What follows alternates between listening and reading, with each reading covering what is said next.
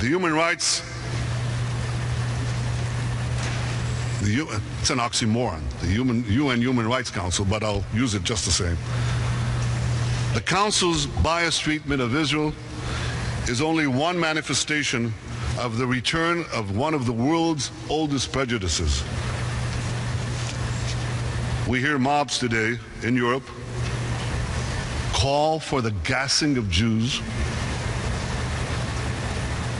We hear some national leaders compare Israel to the Nazis. This is not a function of Israel's policies. It's a function of diseased minds. And that disease has a name. It's called anti-Semitism.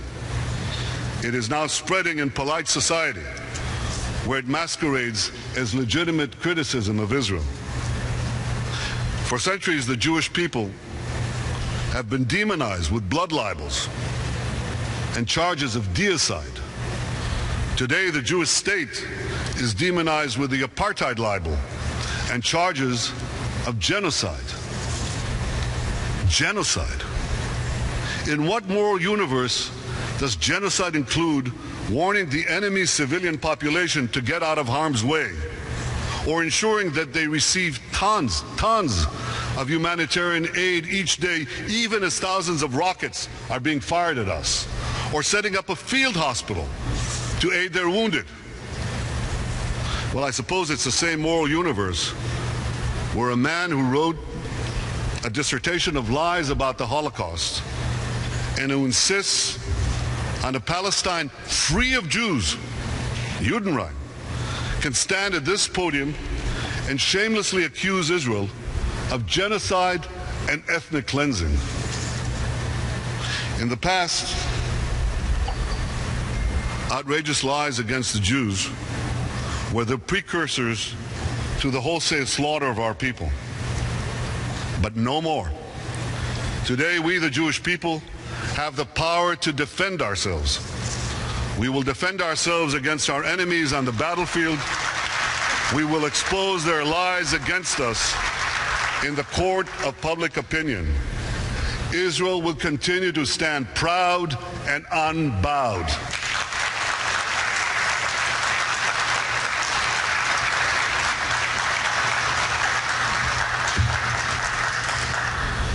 Ladies and gentlemen, despite the enormous challenges facing Israel, I believe we have an historic opportunity. After decades of seeing Israel as their enemy, leading states in the Arab world increasingly recognize that together we and they face many of the same dangers.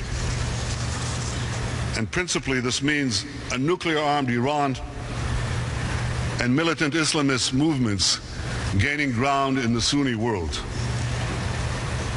Our challenge is to transform these common interests to create a productive partnership, one that would build a more secure, peaceful, and prosperous Middle East.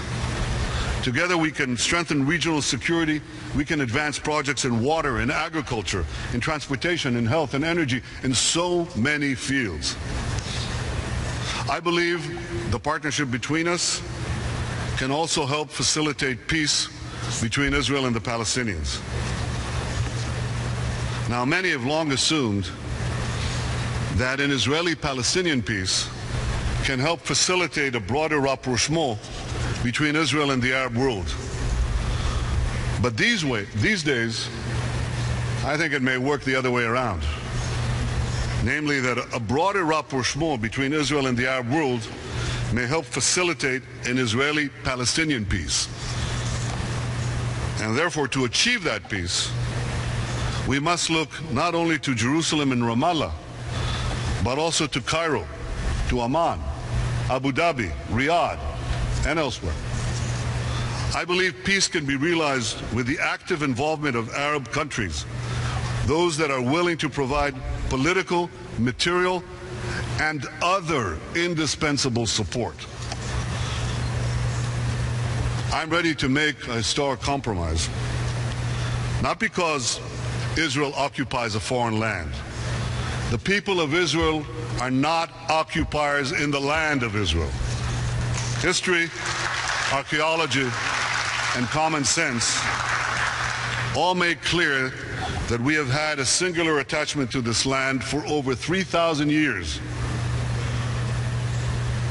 I want peace because I want to create a better future for my people. But it must be a genuine peace, one that is anchored in mutual recognition and enduring security arrangements, rock-solid security arrangements on the ground. Because you see, Israel's withdrawals from Lebanon and Gaza created two militant Islamic enclaves on our borders from which tens of thousands of rockets have been fired at Israel. And these sobering experiences heightens Israel's security concerns regarding potential territorial concessions in the future. Now, those security concerns are even greater today. Just look around you. The Middle East is in chaos. States are disintegrating. And militant Islamists are filling the void. Israel cannot have territories from which it withdraws taken over by Islamic militants yet again, as happened in Gaza and Lebanon. That would place the likes of ISIS within mortar range, a few miles, of 80% of our population. Now think about that. The distance between the 1967 lines and the suburbs of Tel Aviv is like the distance between the UN building here and Times Square. Israel is a tiny country. That's why in any peace agreement, which will obviously necessitate a territorial compromise, I will always insist that Israel be able to defend itself by itself against any threat.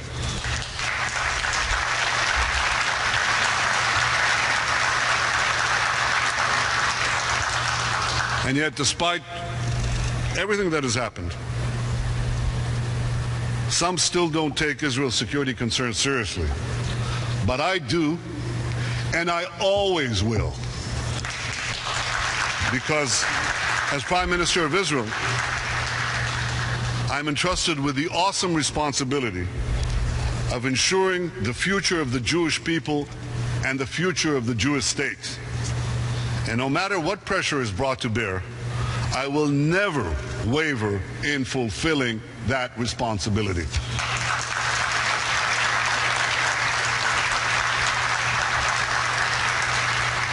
I believe that with a fresh approach from our neighbors, we can advance peace despite the difficulties we face. See, in Israel we have a record of making the impossible possible. We've made a desolate land flourish, and with very few natural resources, we've used the fertile minds of our people to turn Israel into a global center of technology and innovation. And peace, of course, would enable Israel to realize its full potential and to bring a promising future, not only for our people, not only for the Palestinian people, but for many, many others in our region. But the old template for peace must be updated.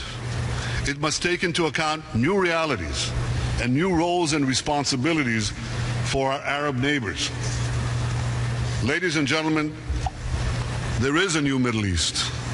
It presents new dangers, but also new opportunities. Israel is prepared to work with Arab partners and the international community to confront those dangers and to seize those opportunities. Together we must recognize the global threat of militant Islam, the primacy of dismantling Iran's nuclear weapons capability, and the indispensable role of Arab states in advancing peace with the Palestinians.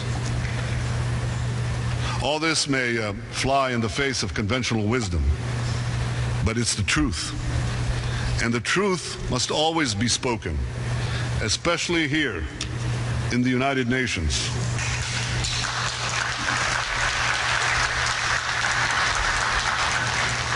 Isaiah, our great prophet of peace, taught us nearly 3,000 years ago in Jerusalem to speak truth to power.